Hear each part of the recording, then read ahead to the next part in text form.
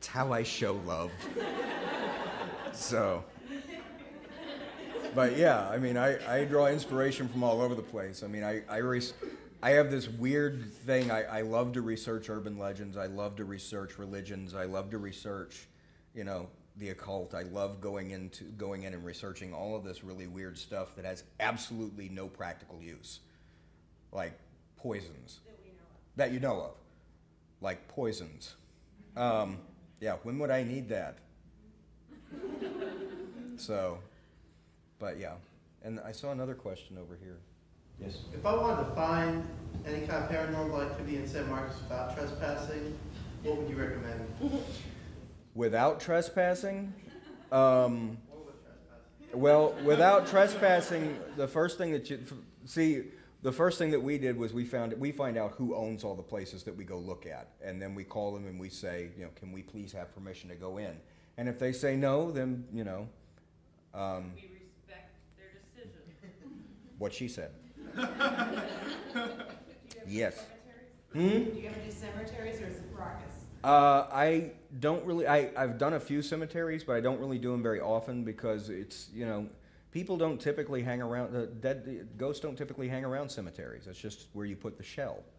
You know, they typically hang around where they died or where they really enjoyed life. Yeah, wouldn't do that. I'll tell you what, though, one of my favorite ghost stories turned out to not really be a ghost story. It turned out to be a house that was haunted by someone who was still alive. There's a family that moved into a house, and I think it was in New England, but in the New England area. But they kept seeing this little girl in the upstairs of the house playing with toys that weren't there. And they saw her every darn day. And they started researching who owned the house, and they found out that there was an old woman that used to live in the house. She was in her 90s. And they called her, and she came to the house, and she walked in, and she looked up, and she says, and right here is where I used to play. And this is where my toy chest was. And she had an old picture with her that she took out, and damned if she wasn't the little girl. So what that told me was that, you know, there was so much joy at living in that house that it left an impression, kind of like a scar, stain, or whatever you want to call it, but it left that impression there. So, but yeah. When did you know you wanted to be a writer? That's really funny you should mention that. I never wanted to be a writer. Not until I got into the class with Miles, and the class with Miles was a workshop class, and the way that works is you write a story, you hand it out to, or you hand it into the professor.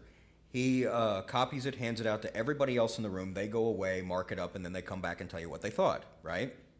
So, as I said, the first story I wrote was about a guy who woke up in the middle of the night and found his whole family been butchered. And for some reason, when we came back to class, nobody wanted to sit next to me. And that's true. That's a true statement. And I thought, well, that's really very strange and very cool, and I wonder if I could do it again. And so the next story I wrote was about a guy who beat up a mime in Central Park. And then mimes come out of everywhere and drag him under Central Park to mime court, where they turn him into a mime and sentence him to life in the invisible box. That was my second short story I'd ever written, and that was my first published piece. And I went, really? I tell these goofy stories, I can do this? And so when I wrote my first book, my train of thought literally was, I wonder if I could write a book. And I did, and that's my first book, and it got picked up by a publisher. So, I mean, I'm not that good. I'm insanely lucky. I'm insanely lucky. So, yes, Jack. Yeah, it so happens I was in that class with you. Uh-huh. And I remember reading your first short story. I remember something about intestines hanging from the ceiling fan. Yeah. For the kids. Now, when I was in John's class, it was a class on travel writing. And the first two pieces that I had in his class, one of them, the assignment was to write a memory. And what I wrote was a memory of my grandfather sitting by his radio And I remember that very vividly. That was the first piece I wrote. And then he said, the class wasn't on travel writing, but it was a creative writing class. And I remember this because I had the class right before lunch and you kept bringing in food magazines. And I thought, how mean could you be? Because there was like creme brulee and all this stuff, and I'm going, oh no. But the second thing I wrote in his class was a travel piece on visiting my hometown, which is a swamp in South Texas. And I don't think I gave it a very good review of the town, but you know, my overall impression of it was gray skies and hanging willows and that kind of thing. But John and Miles both were the two guys that said, you know, maybe you should keep doing this. Maybe you should continue with this. And, you know, that was that. You know, I had to. So, yes? What's your take on quantum physics? I take it with, oh, gee, look at the time. String theory, parallel. Yeah. I know you've read some of that. Yeah, I don't know enough about that to make any kind of a intelligent statement at all. Yeah, thank you for the stress question, though. That was good. Tell me, how do you feel about the plight of the children in Ethiopia? Yeah. Jeez.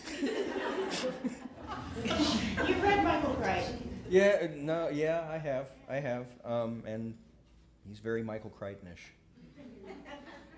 How's that? Anything else, folks?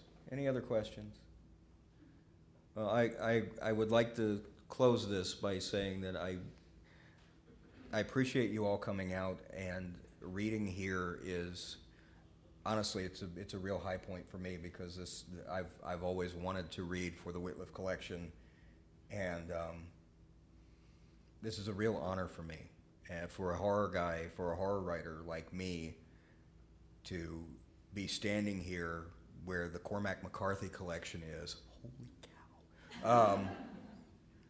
For a guy like me to be standing here is beyond words. One of the greatest experiences that I could have. So I'd like to thank you guys for sharing it with me, and thank you for coming. So.